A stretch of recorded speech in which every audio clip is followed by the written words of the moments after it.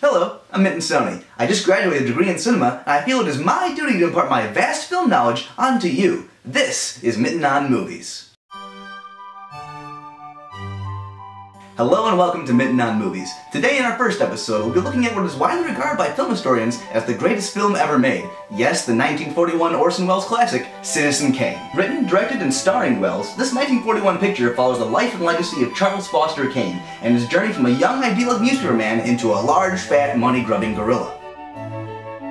Based on the real-life story of newspaper tycoon William Randolph Durst, the film was ill-received at the time of its premiere, but has gone on to receive boisterous praise. World-renowned film critic Roger Ebert famously said of Kane, "This film is so good, it made me completely forget about my black wife." But before we get into analyzing the film, let's look at a little bit of the background on Welles himself. Orson Welles got a start in radio, and rose to prominence in the national eye after his famous radio broadcast, War of the Wharf, which captivated American audiences and caused the entire nation to go out and buy boats. And while the studios would go on to cut and highly edit Welles' pictures, Kane was the only one in which he was given total control. In fact, Welles wrote, starred, directed, edited, lit, gripped, and even catered the film. The makeup Welles did, though, was incredible. You can hardly tell that Welles is in fact actually playing every single character. You can barely see Welles' tucked-in dangus as he played Kane's second wife, Susan Alexander. But to film buffs like me, if you look closely, it's there. Citizen Kane pioneered film techniques that today we take for granted, but at the time were groundbreaking. For example, before Kane, it was unheard of to have two characters in the same frame at the same time.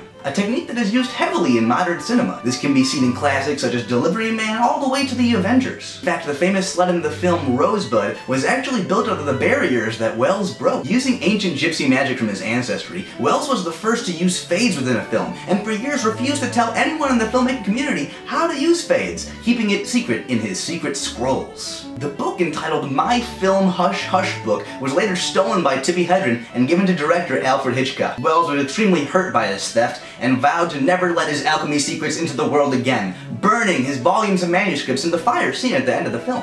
Welles was famous for taking inspiration from a variety of mediums, and used his favorite band, the White Stripes, as inspiration. A lot of the dialogue from Kane actually comes directly from the hit song, The Union Forever. What many don't know about Kane is the famous scene where he trashes Susan Alexander's room is actually not part of the film at all, it's just how Welles exercised. The cameras were left rolling, the editor thought it was part of the film, and the rest is history. Let's analyze a scene, shall we? The famous breakfast scene shows Kane's relationship with his wife, as we see a montage of their breakfasts over the years. What's interesting though is that you never actually see what it is they're eating for breakfast. Is it eggs?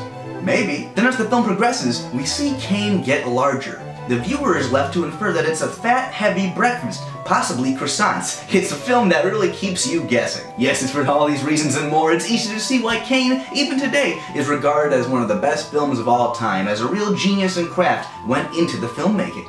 Well everyone, I hope you enjoyed this pilot episode of Miten on Movies. Next week we'll be discussing Humphrey Bogart and how he rose to fame after changing his name from his given name, Humping Boogers. Until next time folks, I'm Miten Soni, and I have a degree in movies.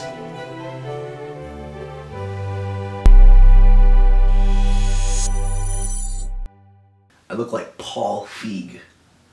If Paul Feig was a 22-year-old Indian man.